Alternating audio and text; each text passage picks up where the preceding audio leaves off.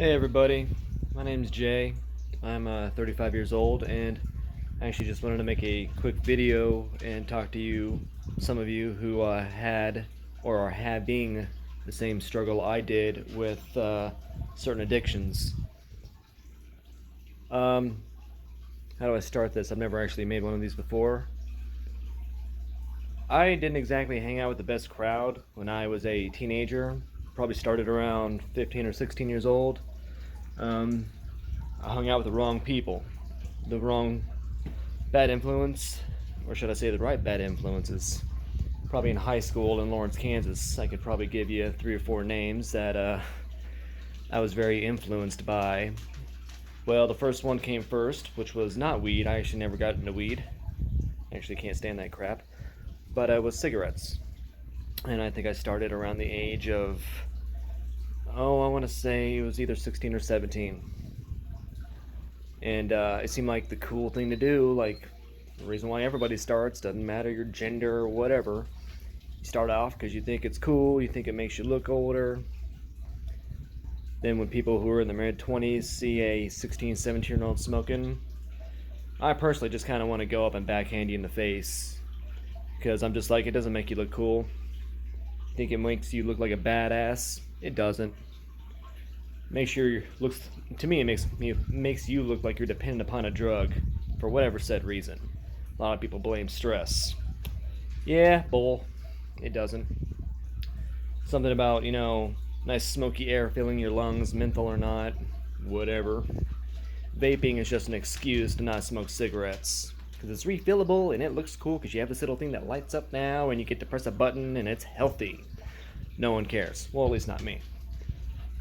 At around the same age, I was hanging around the same bad influences. Some were from high school, some of them were from a car club I was called Simply Untouchable. It'd be kind of fun to know where those guys ended up. Hopefully they got some things turned around priority-wise in their life. But I got into drinking, just regular beers, Bud Light, blah, blah, blah, blah, blah, blah, blah. Long story short, I became a daily drinker. This is well before the age of 21, so everybody has their, 21 and up hookups for alcohol, and they would text them or call them being like, hey, can you buy us this? We're having a party, by the way, you're invited if you help us out, blah, blah, blah, blah, blah, blah, blah. We've already been there. Being 35, yep, I did it too. I helped out my friends, my underage friends. I tried to get a couple people drunk, I thought it was funny.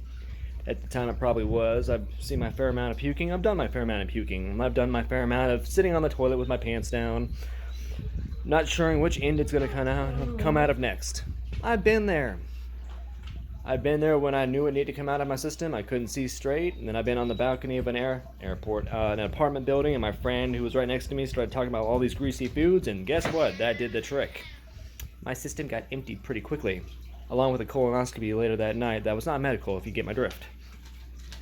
So, I got more and more into drinking, daily drinking. It gradually progressed from beers to shots to liquor. I ended up moving up to Iowa for a job, and this is about the time I was, I want to say around 23, and by this time I was a daily Captain Morgan drinker. Not by the shot, but by the mixed drink. I would wake up and I would start drinking, I wouldn't eat until, I knew my system needed some sort of nourishment. Other than that, I wouldn't eat. I would consider the sugar and the carbonation from the soda I was mixing my Captain Morgan with as my, my food source. Yeah, newsflash, doesn't work that way. Alright, so let's skip ahead a little while. Moved up to Ames, Iowa. I switched over to Southern Host, which, if for those of you who don't know, that's actually 100 proof. And,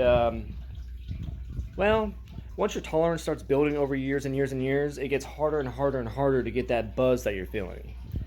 And with me and my metabolism, I'm like 5'9", I weigh about $160, maybe $165 if I'm soaking wet, mind you. Take every pound I can get, right? But anyways, switched over to Southern Host. I started feeling things again.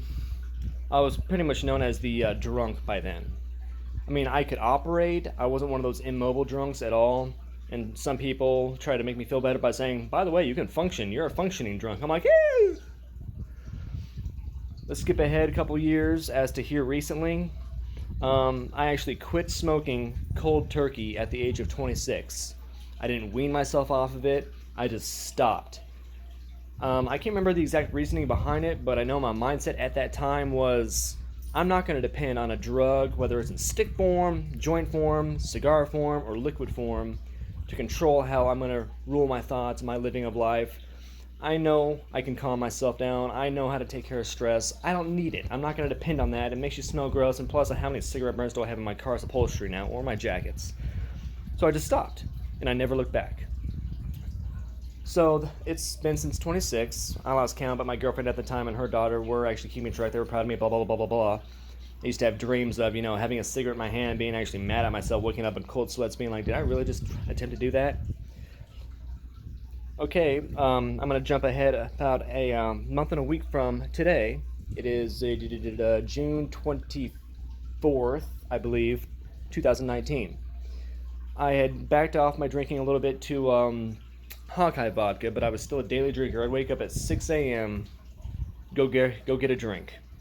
I'd have a couple mixed drinks, and I'd pass out in a leather chair in the living room watching TV, probably around noontime. Wake up, make another drink, usually mixed with Code Red. I mean, these were not exactly 50-50 drinks, but they were more like about a third mixed in with pop, in a good decent sized cup, not exactly your coffee mug, right?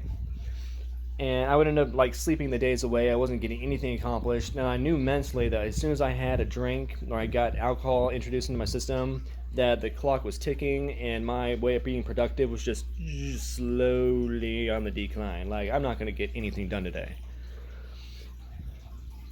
Well, it went so far this time in my life, after the age of 35, almost the month I turned 35 in April, that I went 3 straight days without eating anything. No water, no food, no nourishment, no nothing.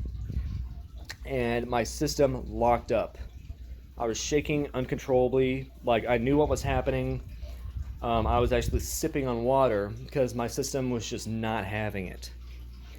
I ended up going to the hospital, emergency room. They hooked me up. They got me rehydrated. They asked me about my drinking habits, and I didn't lie at anything. I said, let's get all the skeletons out of the closet about my drinking habits, how long it's been going on, how much I've been drinking. I just let it all out. Now, if it's going to happen now, let's get it all out. So I was honest with the doctors, all of them, about how much I've been drinking, how long I've been drinking. The sad part about it was one of the doctors asked me when I went 3 consecutive days without any alcohol, and I could not remember. I didn't remember. I know the only time I didn't drink was when I was around my family. And that was when I was staying overnight because I knew I couldn't drink. And that hadn't happened in a while. So I finally got let out of the hospital after 3 days. They put me on some medications, just hydrators, some small little cutesy capsule pill for alcohol, what do you call it? Cravings, there we go. And I started making a list on my phone while I was in the hospital. By the way, I was also put on fall warning because I almost fell over in the bathroom when I spun too fast. And by fast, I mean I almost fell over. It was kind of fun. I had a babysitter to help me go to the bathroom. It was great. But I started making a list on my phone about things on how to keep active. And I said, you know what, this is it. I don't want to ever feel this in my body again. I don't want to ever relive that moment. I am done. Got out of the hospital. I guess I've been sober for a month and a week now. Haven't had any cravings, any temptations. I joke about it all the time, though. I'll be like, you know what would taste good in this? Some vodka. And people who know me well know that I'm just joking. The main message I wanted to get across to you, if you're suffering with some kind of addiction, unless it's something I'm not familiar with, like heroin or meth or cocaine or one of those biggies, you've got to be stubborn. You know how in the military, they don't like to accept failure. And the way I look at it is, I never made it into the military. I tried for the Marine Corps, I tried for the Army, I even tried for the Navy, which I only did that because my friend was with me and he got in. And I didn't get in because of criminal records or anything. It was something in my back that messed me up. But the way I look at it is, I look up to those guys hardcore, especially the SEALs, because they basically have a mindset of, I'm not going to fail. I'd rather die. and I'm just as thick-headed. So when I see these people on TV or on the radio or on YouTube channels or on whatever it is, I don't care, it's irrelevant, saying I relapsed or I'm struggling with this addiction. First of all, if it's one of the addictions I had, like cigarettes or alcohol, I feel you because I've been there. I have. And it's going to treat every person differently, right? This has been the second easiest thing I've ever done in my life. And the first one was quitting cigarettes cold turkey. You don't wean yourself off of it. And guess what? This addiction is just like any other addiction out there, I assume, based off the drugs I have not done in my life, which is a lot of them. The further away you get from that drug, as the days go by, that temptation is going to slowly drop. It's going to drop. Some of you might need a hospital because your system has become dependent upon it. And guess what? They're there to help. It's going to cost you a couple thousand. Nothing comes in this world for free. But the addiction is going to stop. And now that I've been clean and sober, I'm feeling great. My body's like, I'm starting to get some on my mass back. I'm being productive. I'm getting things done around the house. I love olives, by the way. I called that my crack cocaine. And I've also started drinking like Gatorade, like my daily drinker, like Gatorade. Like Hy-Vee loves me. And I call it the Cook because my last name happens to be Cook. It's kind of like an Arnold Palmer, but I created it because no one else in this world has ever mixed a couple of different flavors Gatorade with ice. I mean, I know it's never happened, so it's mine. You can have it, but I'm going to charge you a nickel every time. So if you're dealing with some sort of addiction and you relapse, it sounds like you're either not there mentally to stop or you're doing it not for yourself. And you know how they say when you're trying to quit cigarettes from somebody else who's quit cigarettes, you have to do it for yourself? Same thing goes with alcohol. You have to do it for you. You're going to destroy other people's lives while you're on it. You're going to destroy your own lives. You're going to act a fool. You're going to become very, very forgetful. And when you're drunk, guess what? Everybody has a smartphone. If you do something stupid, everyone's going to see it, especially if they're a social media junkie. Because nobody does that anymore. I actually left Facebook years ago, and I'm sure there's still videos out there me somewhere. I made a Halloween one years ago. You're not going to quit your addiction, whatever it is, unless you want to. You want to get away from life? Have fun. You're better off committing suicide because then you don't got to deal with it anymore. If you want to get your life back on track, if you want to get the color back in your face, if you want to experience life again, if you want to do something with your life instead of just sitting down with a bottle of whatever it is and just drinking, by all means, put a thumbs down on this video. I'm going to try to upload this. That's the only reason why I'm making this. As for me, I've gotten so much done.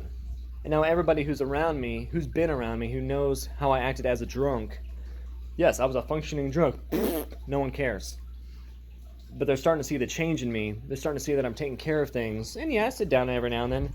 I will promote the one piece of advice that a former alcoholic friend of mine got when he went to rehab. And he went to AA. By the way, I'm not going to support groups because I don't need one. I'm more stubborn than they are, and I don't need a sitting bunch of people saying, by the way, my name's this. Hi, this.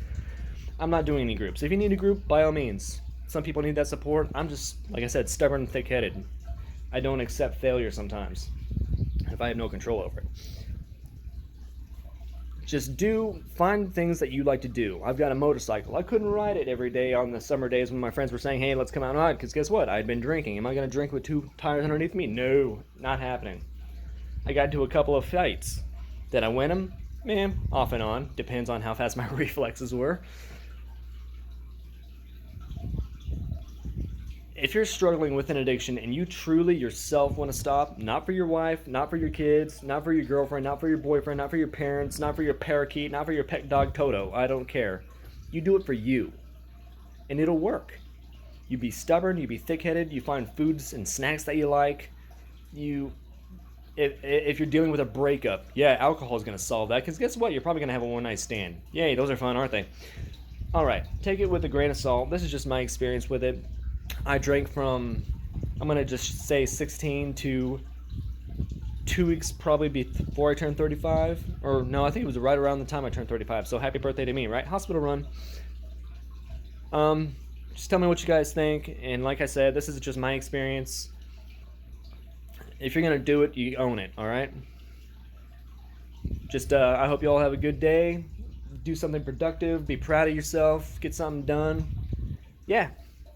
Peace out from Iowa.